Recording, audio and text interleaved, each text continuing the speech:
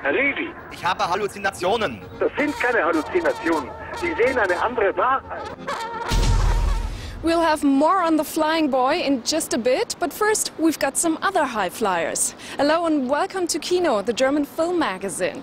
A young German director has just been nominated for the Student Oscars, continuing a decade-long tradition of German success at those awards. And earlier this year, Jochen Alexander Freydank took home a regular Academy Award for Best Short Film.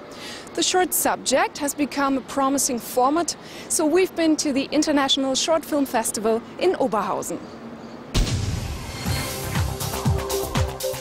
Makers of short films have been meeting in Oberhausen for more than 50 years. Where style and content are concerned, anything goes here. So it's a perfect place for directors to develop and present their own cinematic language. We looked at 3 films and their directors. Our first film is by Maike McGee. Raised in Texas, she now lives in Berlin, where she's studying directing. Heat packs 7 episodes on love and longing into 15.5 minutes.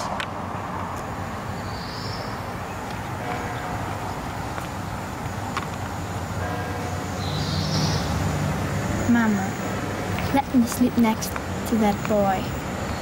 Did you hear him? He is crying because of me. Can't get him out of my head. I stay awake all night. Mama, are you listening? If I see your lips, I forget my language. If I see your legs, I want only to say myself.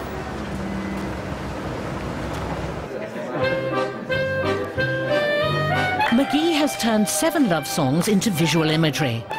What her camera shows us is sensual. The stories are only hinted at, and she doesn't follow them through to their conclusion. McGee knows why she enjoys making short subjects. You're just more free. You're more free to try things out and to be more specific. And in my opinion, I'm sure you can be this specific in a long format as well, but maybe nobody would want to watch it because they couldn't deal with that specificity for such a long time because they're used to seeing in a cinema more, more of a storytelling format.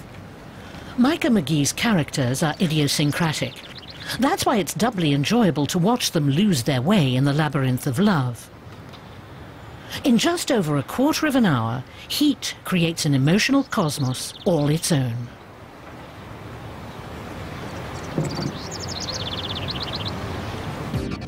Film number 2 is by Christophe Girardet. Along with Matthias Müller, he's turned dazzling and disturbing images into an artistic montage that's truly eye-catching. Contre-jour lasts just 10 minutes and 40 seconds.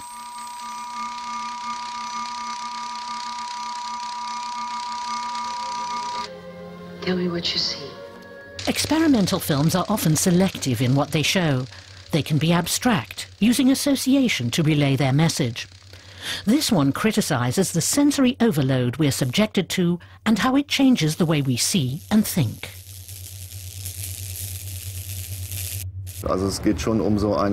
It does indeed have to do with the media machine that delves into our lives and which we increasingly surrender to. We put ourselves more and more at its disposal and hope to get something in return. And when we refuse to, when we close our eyes, then we become outsiders.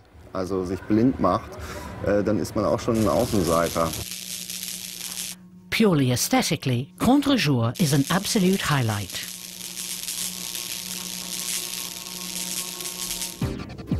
Film number 3 is by Serdal Karaca, born in Turkey and raised in Berlin. He got his degree in directing 3 years ago. His film Moruk runs for 29 minutes. Hakan and Murat hang out together on their home turf. Time moves on, but they remain adrift. Was ist denn das Wichtigste, hä?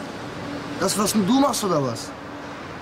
Den ganzen Tag hier rumsitzen und auf eine Ausbildung warten. Hä? Then there's a bit of a diversion. Hey, ihr hübschen, süßen Mädels. Bundesweg. Na, da, wo du nicht hinkommst. Ich komme doch überall hin, sogar in die Hölle noch. Wir kommen aber in den Himmel.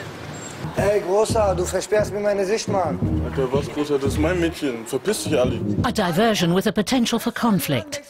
Karaca brings clichés into play, then shatters them a moment later. Ha, kein Geld! Ich bin gleich wieder da. I think it's much more important for authors and filmmakers to move between many worlds, among people of Turkish origin and in the German world. That brings out new aspects, and it was important to me to depict those aspects. Could Muruk, Contre-jour or Heat win an Oscar the way Jochen Alexander Freydank's TOYLAND did? The directors here in Oberhausen say no, because that's not what they're aiming at. They want their films to be uncompromising, free and unconventional.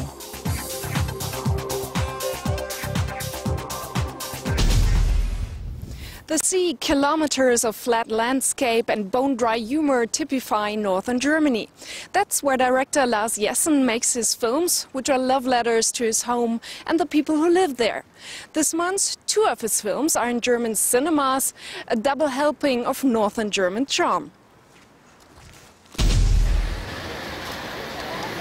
2 films, 1 director and a northern German countryside. Lars Jessen has painted a humorous portrait of provincial life, friendship and the search for new horizons. It's the summer of 1984. The punk movement has finally reached the northern German provinces. Malte, a pottery apprentice, and his friends seize the chance to rebel. Hey. Ja. Ich hab die Idee. Wir gründen eine Band.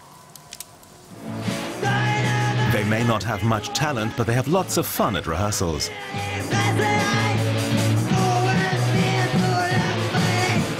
Being a punk means being cool. It means rebellion and freedom. In the local disco, pogo dancing is an antidote to the boredom of village life. But the band members have very different ideas about what punk really means to them.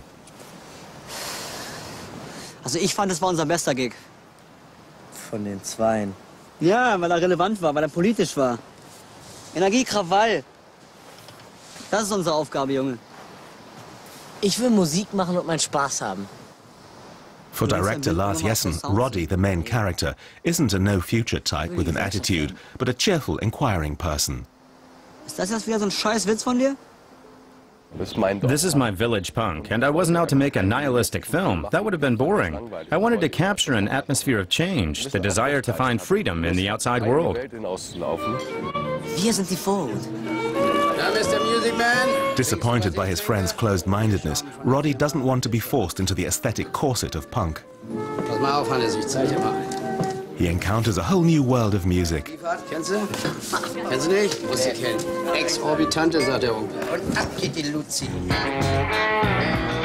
Dorf Punks is a good-humoured movie with great music, featuring Axel Prahl in a supporting role.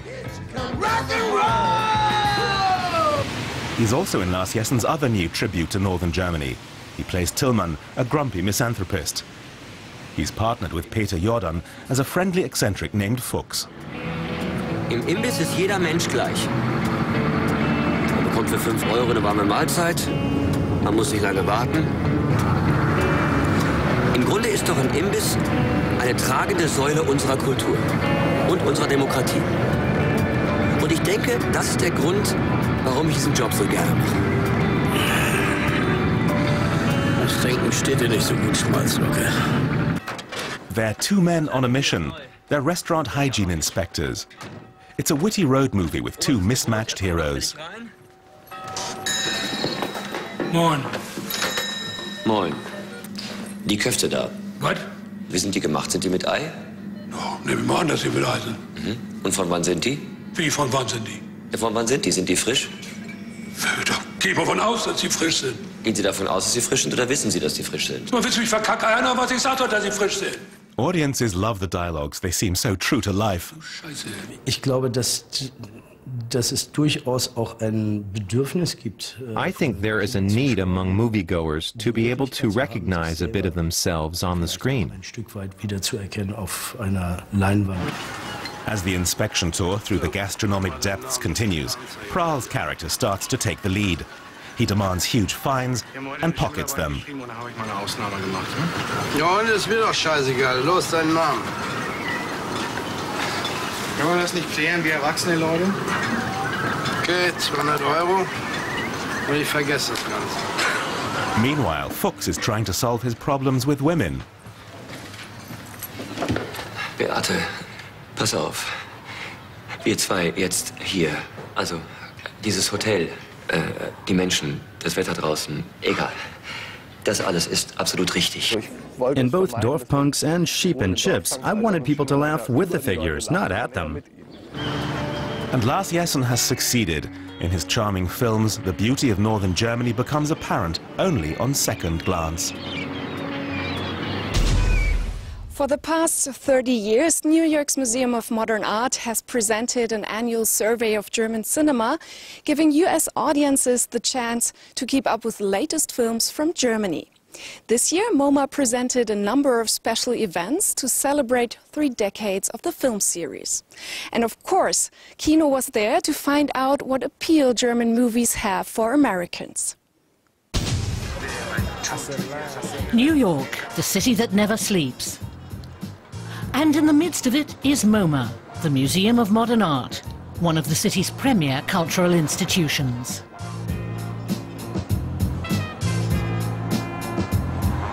This is the 30th year that MoMA has presented its annual series of new films from Germany in cooperation with German Films, which promotes the country's movies worldwide. This year's series opened with Germany 09, 13 short films about the state of the nation.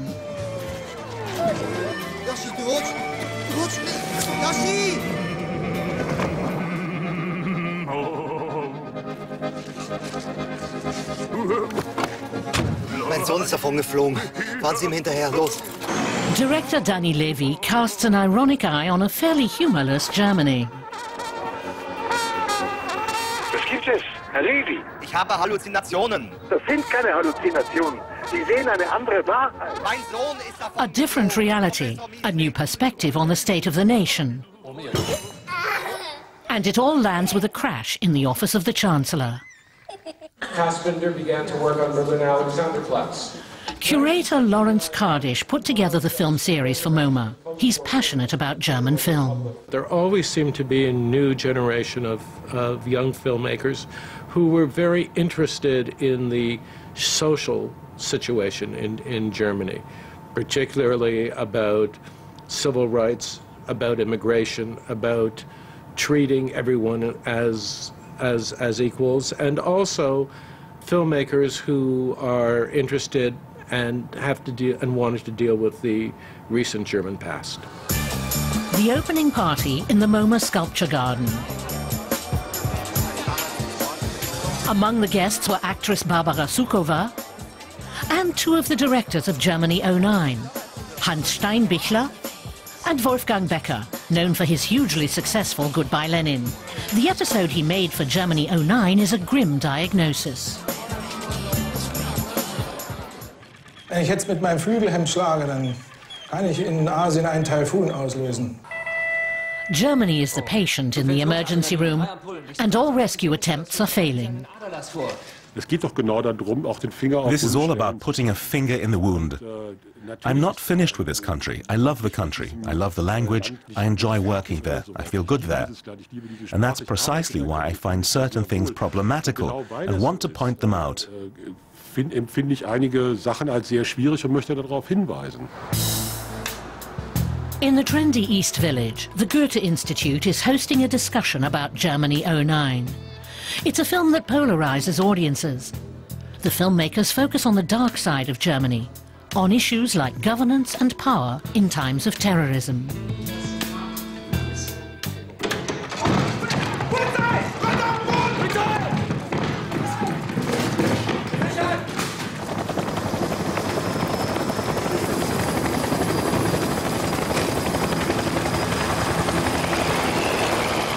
I think it was very political and very cultural perspective of Germany, and we really like it. We enjoy it. I think it will surprise people. So many Americans still have this picture of a Germany that's so nice and neat. At least that's what people keep telling me. So orderly. And this film does not convey that.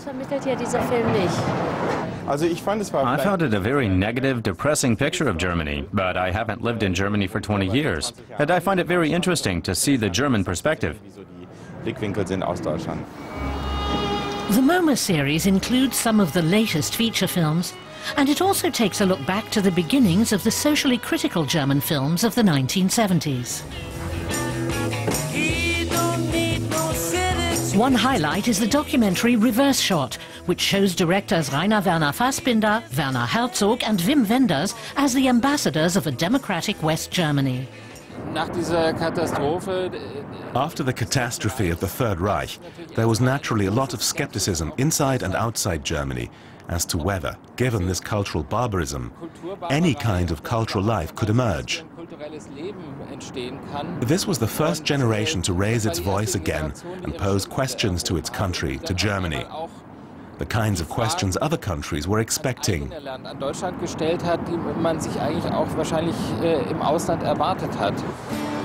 What questions are today's German filmmakers asking?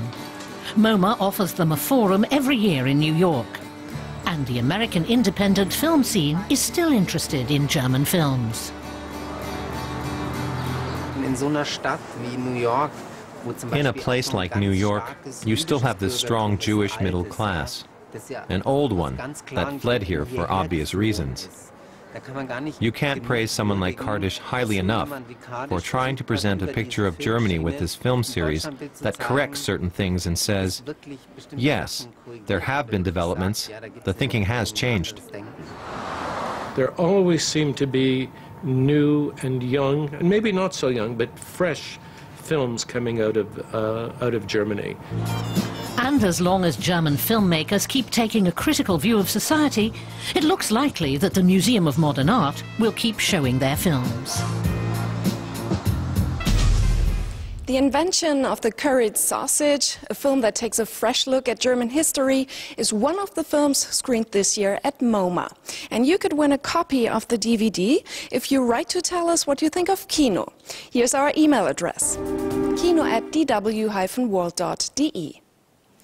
Whatever a German star Til Schweiger touches seems to turn to gold.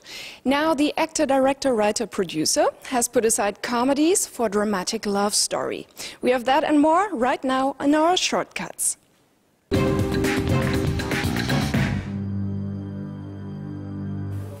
Wann hast du Feierabend? Er will nicht wissen.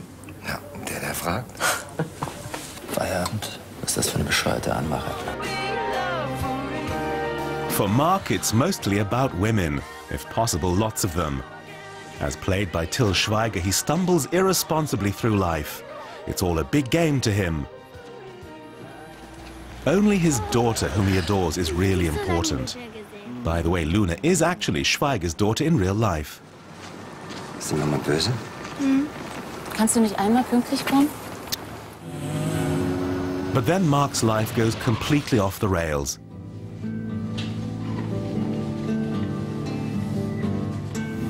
Das Bein ist ziemlich kaputt. Das Bein muss amputiert werden, wenn du leben willst. Spinnst wohl. Cut! It's producer Matthias Imke's first film, and he's landed a coup with all-rounder Til Schweiger in the leading role and as co-producer. Having Schweiger on board is a guarantee of success for any film in Germany. Na, geht doch schon gut, oder? Also eins ist klar, wenn ich auf der Titanic gewesen wäre, hätte ich es nicht rechtzeitig zum Rettungsboot geschafft.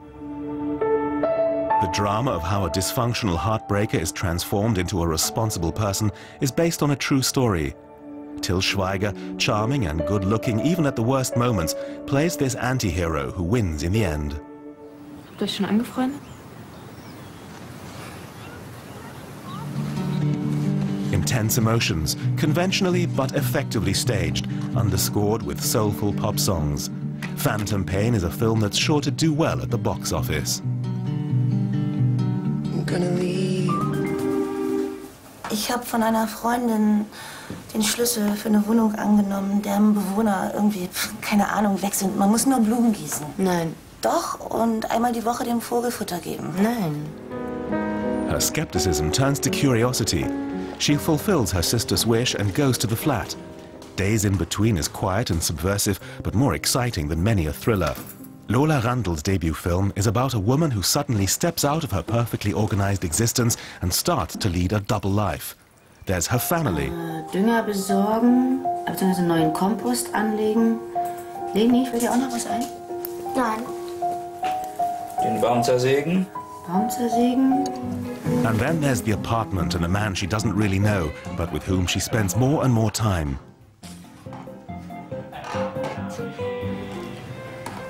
Tschüss, mein Schatz.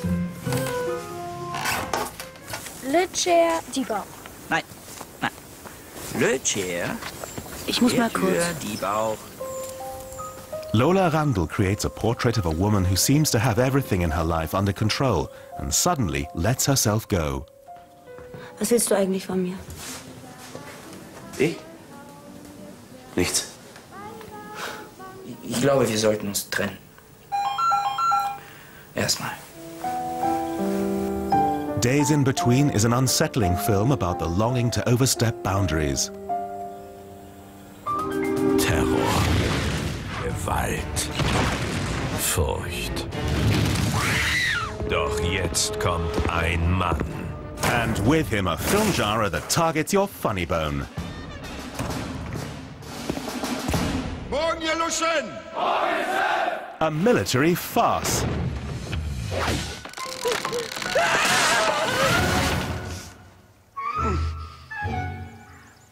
Rekrut Zielinski, Meldung machen! Rekrut, ich sehe keinen Stolz in Ihren Augen. Stramm gestanden, aber zack, zack. Morgen, ihr Luschen features a beautiful princess, a UN summit and Arab terrorists. Loosely modelled on American army caricatures, German drill sergeant Schmidt stumbles his way through the story. Even if the humour is pretty broad, there are some funny moments. Sie sind meine einzige Hoffnung. Prinzessin, ich bin ein verheirateter Mann. Ich kenne diesen Typ nur zu gut. Sexistisch, rassistisch, faschistoid und noch dazu strohdumm. Typisch Bundeswehr eben. Und Aufstehen der Luschen! Und im Gleichschritt links, zwei, Everyday army routine and a bit of beefcake pepped up with golden oldies. A parade of gags for fans of utter nonsense. Every spring, the German movie business gets decked out for a different kind of parade, the walk across the red carpet for the German Film Awards. Winners of Lolas get not just fame, but a bit of fortune too, as the awards carry cash prizes worth a total of almost 3 million euros. Let's take a look at who won and who didn't. The German Film Awards, known as the Lolas, bring money and prestige to their recipients. So this year's gala ceremony was a big event for all concerned. It was no surprise that Florian Gallenberger's John Rabe picked up 4 Lolas, including the top prize for Best Film. Nicht links. Nicht links, rechts, rechts. So. The screen epic about the German businessman in China who saved thousands of Chinese from the invading Japanese in 1937 was already tipped as a favourite. Ulrich Tukur, who played the lead, was named Best Actor. We tried to tell the historical and political story via this character, to enter into the historical world through his personal experiences. But that's just what reviewers criticised, saying the figure of the good Nazi was too heroic. The film did only moderately well in German cinemas. Andreas Dresen's Cloud 9 attracted some 500,000 cinema-goers, and Dresen won the Lola for Best Director. His subject is unusual: love and sex in old age. Graphically, but without exploitation, he tells the story of a woman who, after 30 years of marriage, plunges into an affair with a man even older than her husband. Da war irgendwas in Schmetterlinge. Because I don't make very big-budget films, this money really gives me a massive boost. It guarantees me a lot of independence and the freedom to choose unusual subjects without bowing to commercial pressure. The awards were quite evenly distributed this year, with Lolas for both mainstream filmmakers and newcomers. One production went away empty-handed, even though it had been nominated for a foreign language Oscar. Bernd Eichinger's Baader-Meinhof complex, about the Red Army faction, whose attacks and murders shook West Germany in the 1970s. Eichinger was less than pleased. I can live with it, but if you ask me about it tonight, I think it's crap. Vico von Bülow received a Lola for Lifetime Achievement. Under his pseudonym Loriot, he's poked fun at his fellow Germans as no one else could. Warum trägst du nicht mal schwarze Unterwäsche? Die langjährige Krise des deutschen Films kann nun endgültig als überwunden betrachtet werden. That's what Loriot said 20 years ago. Now it's definitely true. Never since reunification have German films been so successful. That's good reason to celebrate. That's all from Kino, but we'll be back next month. Until then, I'll see you at the movies.